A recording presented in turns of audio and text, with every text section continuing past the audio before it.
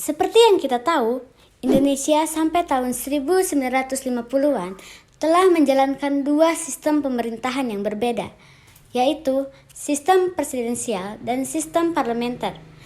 Pergantian ini ditandai dengan pembentukan kabinet parlementer pertama pada November 1945 dengan Syahrir sebagai Perdana Menteri. Bagi yang tidak tahu sistem parlementer adalah sebuah sistem pemerintahan yang parlementernya memiliki peranan penting dalam pemerintahan. Dalam hal ini, di mana presiden sebagai kepala negara dan Perdana Menteri sebagai kepala pemerintahan. Salah satu ciri yang nampak dalam masa ini adalah sering terjadi pergantian kabinet dari tahun 1950 sampai tahun 1959. Dimulai dari kabinet Natsir sampai dengan kabinet Juanda. Nah, kenapa sih sering terjadi pergantian kabinet? Yuk kita masuk ke materi. Sebelum masuk ke materi, alangkah baiknya kita berkenalan terlebih dahulu. Perkenalkan, nama saya Nabila Izni Danandira. Saya Sabri Sari Raja Pauji. Saya Izhar Fauzan Raditria. Saya Silvi Septiani. Saya Rifan Paujan. Kofeda Jelila. Saya Deswanka Zalia Kafi. Saya Nirmala Wulandari. Saya Wahyu Setiawan.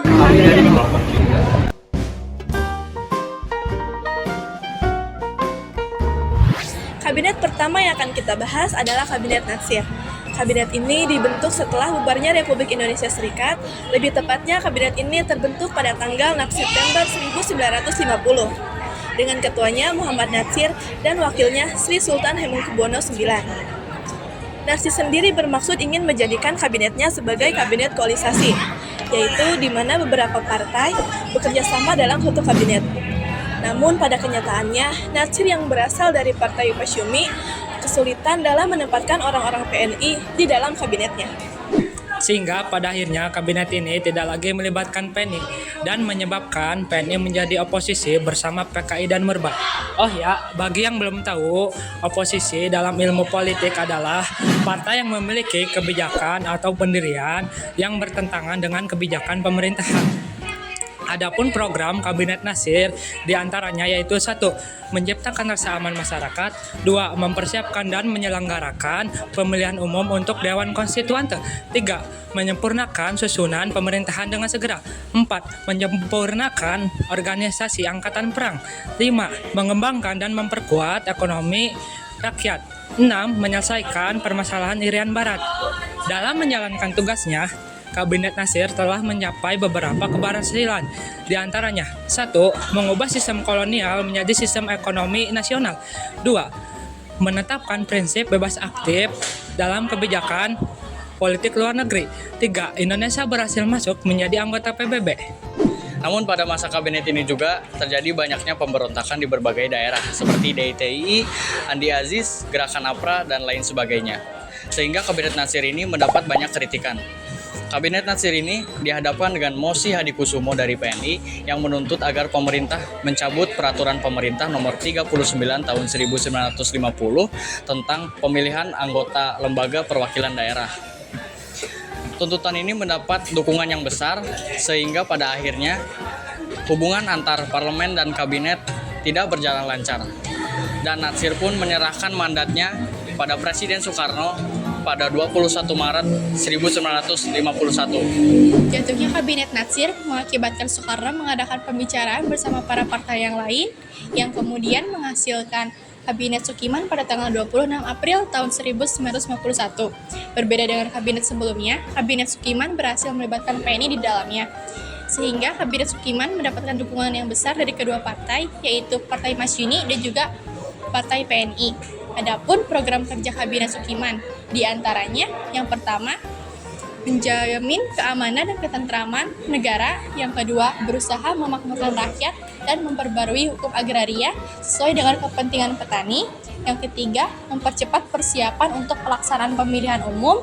Yang keempat, melaksanakan politik luar negeri bebas aktif dan menjadikan Irian Barat untuk memasuki wilayah Republik Indonesia. Dan yang kelima, mempersiapkan undang-undang yang mengatur serikat buruh, perjanjian kerjasama, penetapan UMR, dan penyelesaian pertikaian buruh.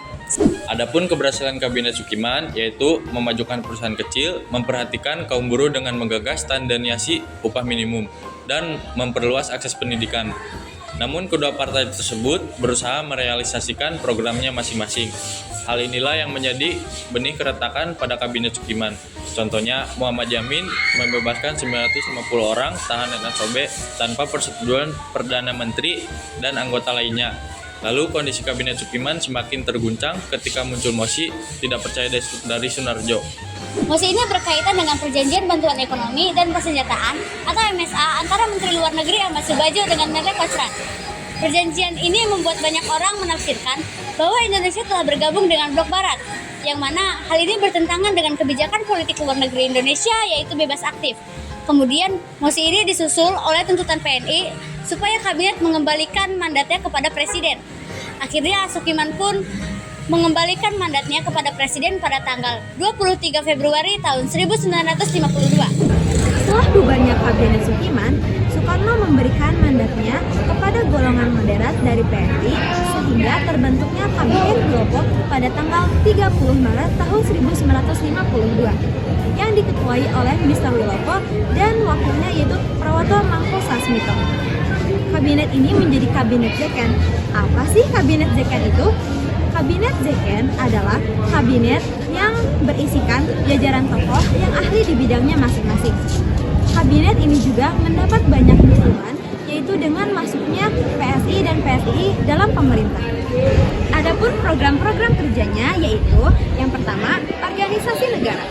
Pertama, melaksanakan pemilihan umum untuk konstituante dan dewan-dewan daerah. Yang kedua, menyelesaikan penyelenggaraan dan mengisi otonomi daerah. Yang ketiga, menyederhanakan organisasi pemerintah pusat. Program kerja yang kedua yaitu kemakmuran. Pertama, memajukan tingkat penghidupan rakyat untuk mempertinggi produksi nasional, terutama bahan makanan rakyat. Yang kedua, melanjutkan usaha perubahan agraria. Program kerja yang ketiga yaitu keamanan. Melaksanakan segala sesuatu untuk mengatasi masalah keamanan dengan kebijaksanaan sebagai suatu negara hukum dan menyempurnakan organisasi alat-alat kekuasaan negara dan memperkembangkan tenaga masyarakat untuk menjamin keamanan dan ketentraman. Program kerja yang keempat yaitu perburukan. Memperlengkapkan perundang-undangan tentang perburukan untuk mempertinggi derajat kaum buruh untuk menjamin proses produksi nasional. Program kerja yang kelima yaitu pendidikan dan pengajaran. Mempercepat usaha-usaha perbaikan tentang pembaharuan pendidikan dan pengajaran. Program kerja yang terakhir yaitu luar negeri. Yang pertama, mengisi politik luar negeri yang bebas dengan aktivitas yang sesuai dengan kewajiban kita dalam kekeluargaan bangsa-bangsa dan dengan kepentingan nasional demi menuju perdamaian dunia. Yang kedua, menyelesaikan penyelenggaraan hubungan Indonesia-Nederland atas dasar Uni Statute yang menjadi hubungan berdasarkan perjanjian internasional biasa yang menghilangkan hasil-hasil KMB yang merugikan rakyat dan negara. Yang ketiga, meneruskan perjuangan memasukkan Irian Barat ke dalam wilayah Indonesia secepatnya. Kabinet Wilopo memiliki tugas pokok menjalankan persiapan pemilihan umum untuk memilih anggota parlemen.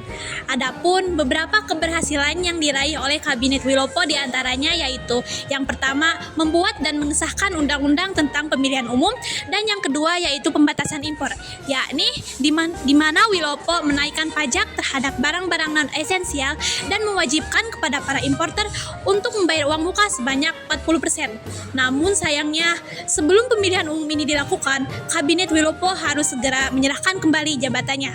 Adapun beberapa hal yang menjadi faktor jatuhnya Kabinet Wilopo diantaranya yaitu peristiwa 17 Oktober 1952. Hal ini diawali dengan adanya desakan dari pihak tertentu terhadap Presiden Soekarno untuk menurunkan Kabinet Wilopo. Hal ini dikarenakan Kabinet Wilopo dianggap sudah tidak kembali mencerminkan keinginan rakyat. Permasalahan ini diperkuat dengan munculnya masalah internal dalam TNI yang berhubungan dengan kebijakan RSADA AH Nasution, yaitu memasukkan bekas tentara KNIL ke dalam TNI. Pusat permasalahan ini yaitu ketika 17 Oktober 1952, di mana massa melakukan unjuk rasa menuju gedung DPR. Akan tetapi, Soekarno tidak dapat memenuhi tuntutan massa tersebut. Adapun peristiwa Tanjung Morawa, yaitu peristiwa bentrokan antara aparat kepolisian dengan para petani liar mengenai persoalan tanah perkebunan di Sumatera Timur, Deli.